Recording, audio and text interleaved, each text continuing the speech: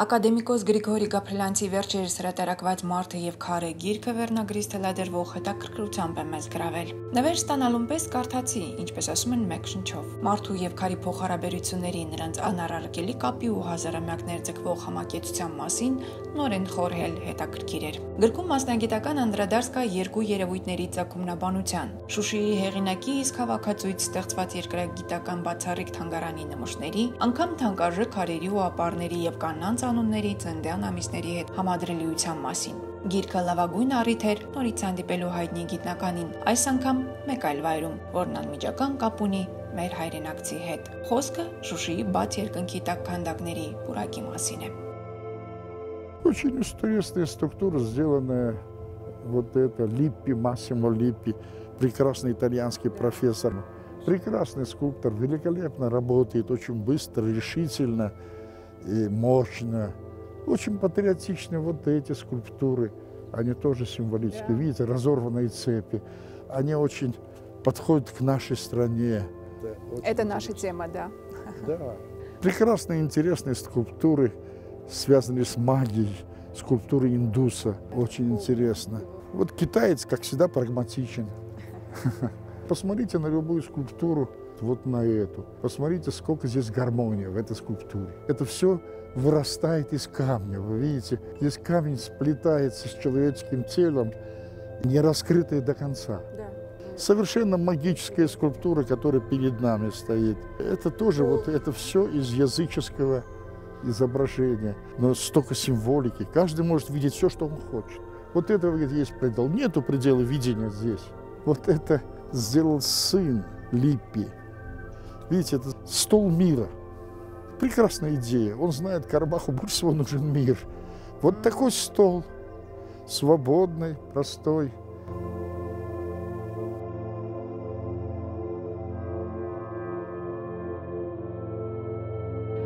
Վարակիչ ոգևորությամբ է քարի գիտակը պատմում յուրաքանչյուր քանդակի մասին։ Գրիգորի Գաբրելյանցն այդպես վարվում է ամեն մի գործի հանդեպ, որին լծվում է, կամ ինչով հետաքրքրված է։ Մի ամբողջ կյանք նվիրել է թանկարժեք ու ոչ այնքան քարերին, հանքային ապարներին, բնական ռեսուրսներին։ Մասնագիտությունը գեղագիտորեն վերածել է կենսակերպի ու իր միջավայրը գունավորել արվեստի կախարդող գույներով։ Քանդակների պուրակը Գրիգորի Գաբրելյանցի թվով երրորդ իդեան է Շուշիում իրականացված կերպարվեստի եւ երկրագիտության թանգարաններից հետո։ Григорий Аркадьевич, вы как знаток камня. В чем магия камня? Магия камня, ее определенная закрытость. Это не что иное, как дар природы. Если есть творение живописи, которое является рукотворным, созданное рукой человека, то многоцветные минералы, камни, драгоценные, полудрагоценные, декоративные, они таят в себе огромную массу красоты. Но это уже дар природы, это рисунок Бога, это не рисунок человека. В этом есть различие между творением человека и творением природы. И все, что творится в природе, созидается, оно является всегда покрыто тайной. Не так открыто, как то, что делает человек. Хотя и у людей есть тайны. Ну да. И есть таинство. Да. Но тем не менее, это все равно несоизмеримо с таинствами, создаваемыми природой. А вот в чем состоит союз между человеком и камнем? Вы очень многое знаете про это. Вот это все было посвящено этому союзу, моя книга «Человек и камень». Я просто, может, потому что я геолог, и как любой геолог болен камнем. Но, тем не менее, я посчитал, что без камня человек не мог бы выжить. Без камня он не мог бы создать огонь. Ну да. Без огня не было бы тепла. Без тепла он не мог бы выжить в условиях сурового климата, изменений. Без камня, который был его оружием, одновременно было и средством спасения, и средством охоты. Угу. Ведь сначала он просто использовал камень, просто как камень, а потом создавал он орудие производства из камня. Ведь не случайно есть каменный период в жизни человечества. Да. Вот вам ответ на этот вопрос. Человек и камень. Что определенный период человеческой жизни человек провел только в согласии с камнем. С моей точки зрения, этот каменный период не закончился до сих пор. То есть? Если То есть? посмотреть на пальчики женщин, до сих пор они любят Да, украшать. вот, я. Украшать. И опять они связаны также в этом. Из чего мы строим дома? Скажите, разве Да. можно без этого, человек может жить без этого камня? Вы скажете мне, нет. И масса Абсолютно. другого использования камня. Вот хочу спросить, изделия вот, из драгоценных минералов, передаваясь из поколения в поколение, наверняка они хранят в себе тайны, о чем вы только что говорили. Можно читать историю страны по камням? Вот. Ну, не по всем, это первое. Потому что, когда мы, например, говорим, особенно вот есть музеи, где хранятся драгоценные камни. Да. Ну, подумайте, положим, из чего складывается корона императора. Откуда Вот. эти камни? Почему эти камни? Положим, на посохе, который дарит армянский католикос императору, великолепный посох, Да. есть камень, который представляет огромный интерес. И история этого камня имеет глубинную историю. Она может родиться только в Индии. То в камнях масса таинства. Положим, Грибоедова убили. И взамен что дали? Один из самых крупных алмазов мира.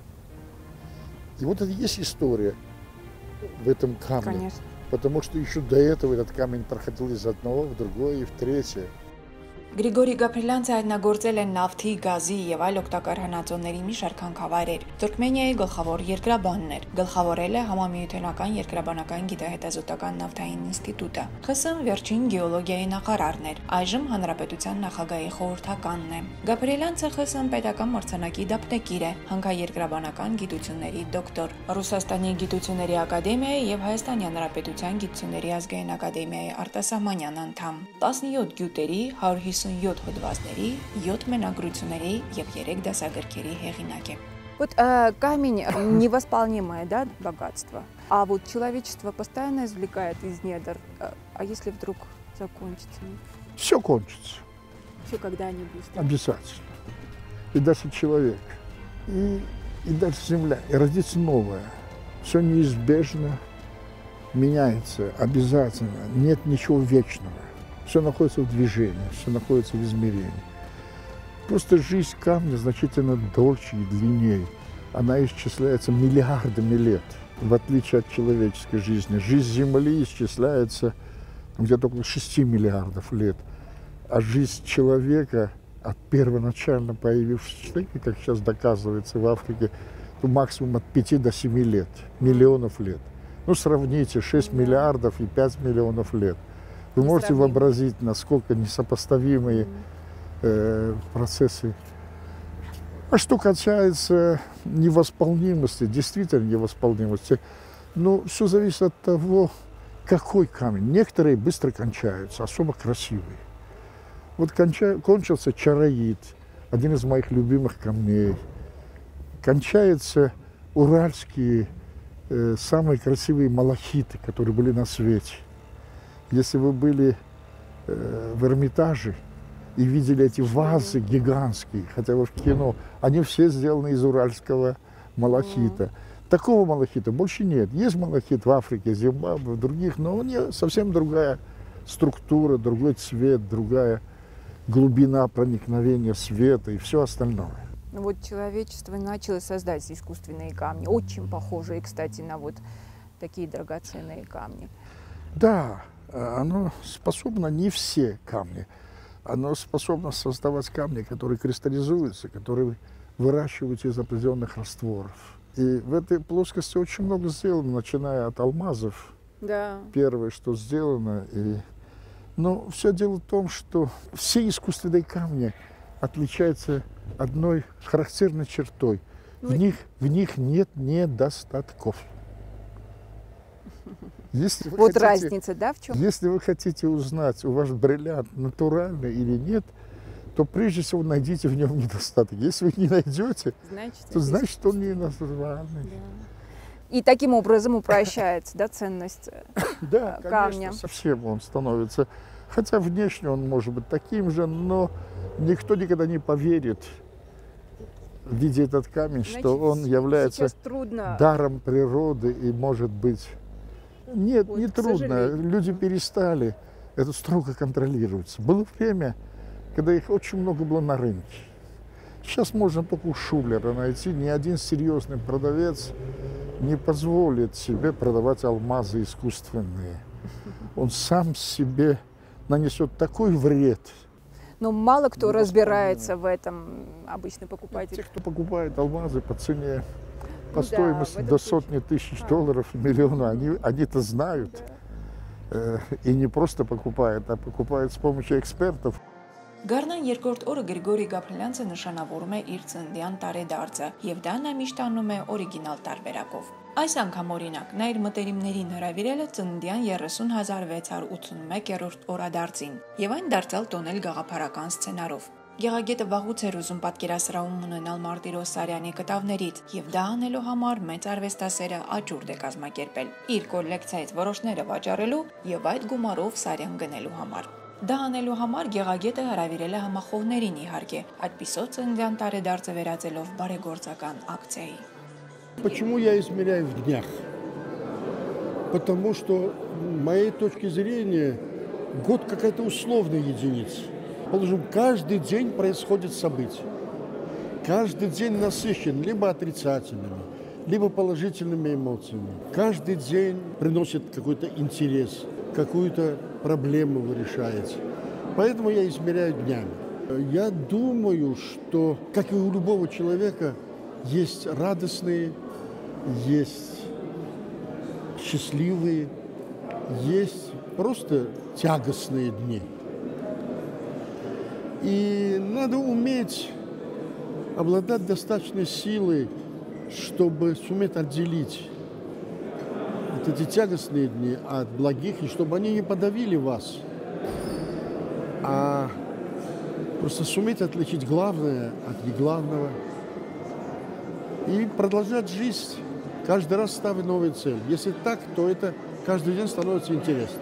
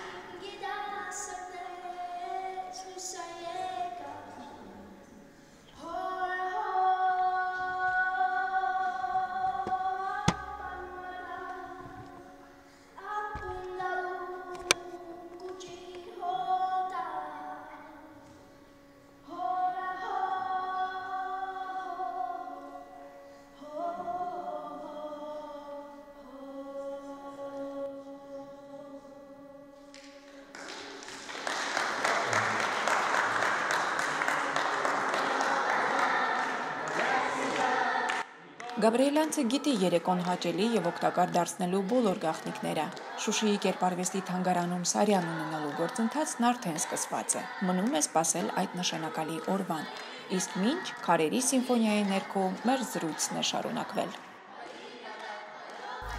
Григорий Аркадьевич, вот вы как ценитель искусства, вот как оцениваете вот эту феерию скульптур? Вы знаете, я могу сказать, что Это спонтанно создалось или... нет. Идея симпозиумов, Да. как таковая, существует достаточно давно.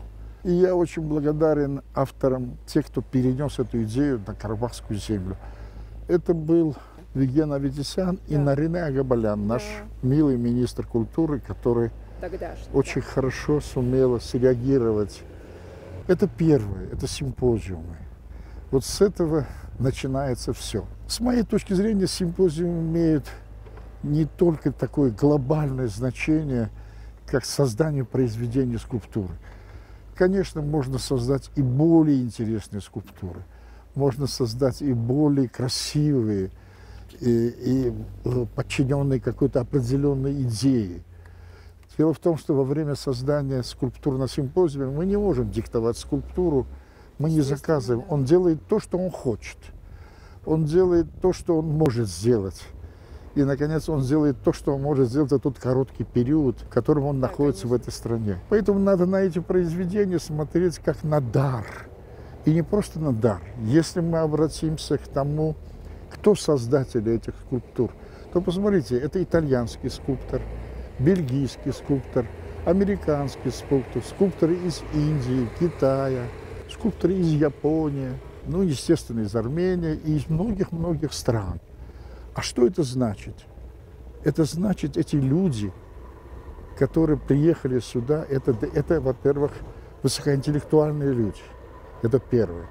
Во-вторых, они многие приехали из стран с очень открытыми демократическими традициями и обычаями. Приезжая в Карабах, они осознают, что они приезжают из страны, которая не признала эту страну как государство. А они, как народ этой страны, приезжая сюда, выражают свое признание. И не только в форме приезда, но и в форме создания своих творений, которые они дарят этой стране. Значит, они уважительно относятся к этому народу, значит, они пропагандируют этот народ, они делают его значимым, заметным и правильно ведущим свою жизнь. В этом я ценю больше, чем все остальное. А что касается парка, то идея этого парка принадлежит мне.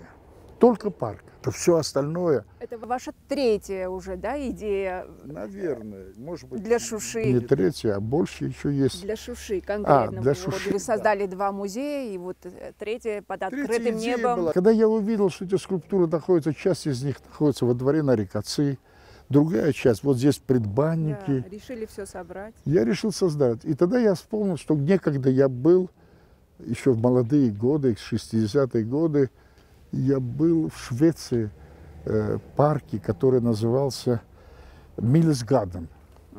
Это фьорд, где выходят фьорды, скалы, которые он преобразовывал в скульптуры.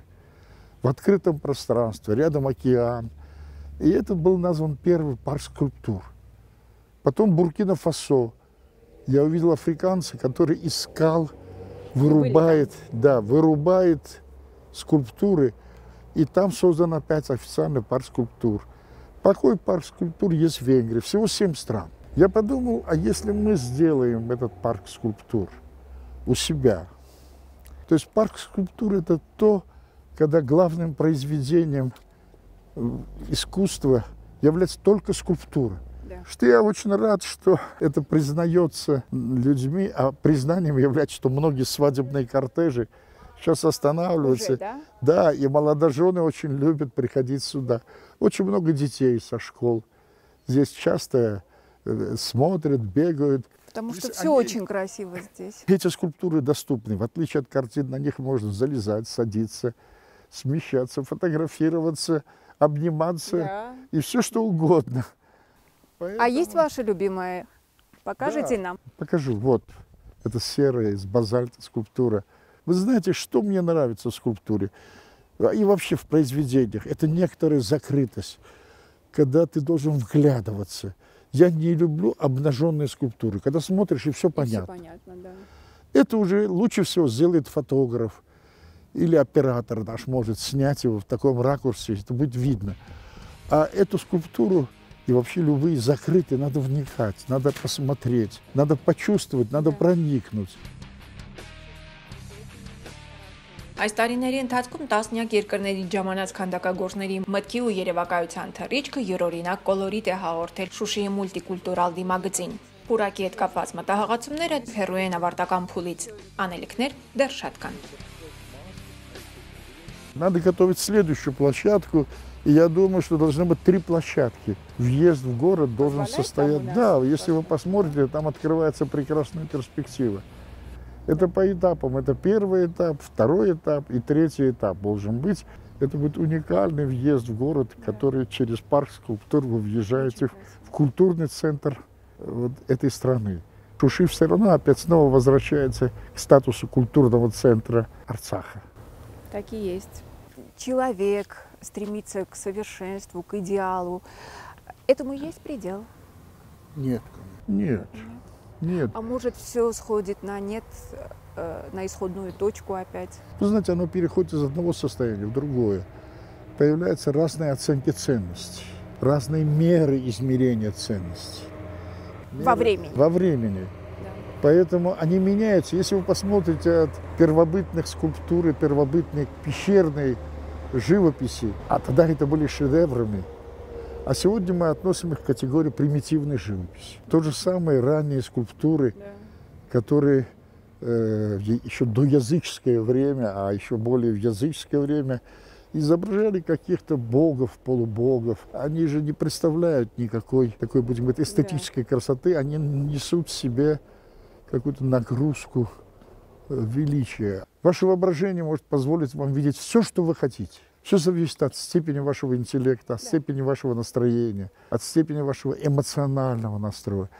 Поэтому нельзя говорить, это красиво, это некрасиво, это хорошее или хорошее. Это может оценить... В искусстве тем более. Да, это, надо говорить, это мне нравится, а это не нравится. Это ваше внутреннее понимание. И то, что вам нравится сегодня, может, вам не будет нравиться завтра. Или наоборот. Поэтому не может быть границы. Граница в вас заложена, Да. в человеке. Человек будет измерять. Это конец всему. Это конец ему, если он уже не воспринимает новое. Значит, он потерял чувство меры, чувство красоты. Значит, он погас как человек, как личность. Это значит не потому, что он старый. Это потому, что он внутренне опустошенный. Это потому, что у него нет идеи, у него нет цели, у него нет ощущения красивого. У него нет стремления к красоте, стремления к умным решениям, стремление к созиданию. Вот тогда конец. Да. И конец происходит в нас, а не в мире природы. Мир природы бесконечен. Он либо цикличен. А вот Либо в начале эволюционно. разговора вы сказали, что все когда-нибудь кончается. А вот сейчас Всё бесконечно. когда-нибудь кончается. Все кончается, но циклично. Кончится одно, начнется другое. Я с этого и начинал. Да. Что это бесконечно, потому что кончается одно, начинается новое. Вы посмотрите, как шло развитие человечества. Системы государственные, политические, это первобытный строй, первобытно-общинный строй, рабовладельческий строй. Все циклично изменялось. И все думали, что это конец, что это лучшее. Римская империя, что могло быть лучше? И мощнее. Вы знаете, но все кончилось. Да. И создалась новая демократическая Италия. Она тоже не хуже, чем Римская империя. Ну, в современном Да, в понятии. современном понимании ее содержания. Да, миры кончаются, но они все равно бесконечны, потому что природа циклична. Она на каждой своей фазе создает новые условия, новые, так же, как и человек. То есть ты сохраняешь прежнее, все, что было в тебе, и генное, и общее, и вносишь в новый мир, и сохраняешь ее в новой форме. В соответствии с окружающей средой, с окружающим бытием. Потому что все отмирает, понимаете, если вы не адаптируетесь к среде. Как бы это ни у вас было бы нежелательно. Интеграционные процессы настолько велики, поэтому надо суметь управлять. Это огромная роль интеллигенции, государства. Это умение управлять пониманием среды и умение сохранять свою индивидуальность в условиях, положим, не весьма приглядной атмосферы. Չափազանց հետաքրքիր է լսել Գաբրիելյանցի փիլիսոփայությունը։ Տարիների հարստությամբ շաղախված նրա իմաստնություններն ասես անվերջ են։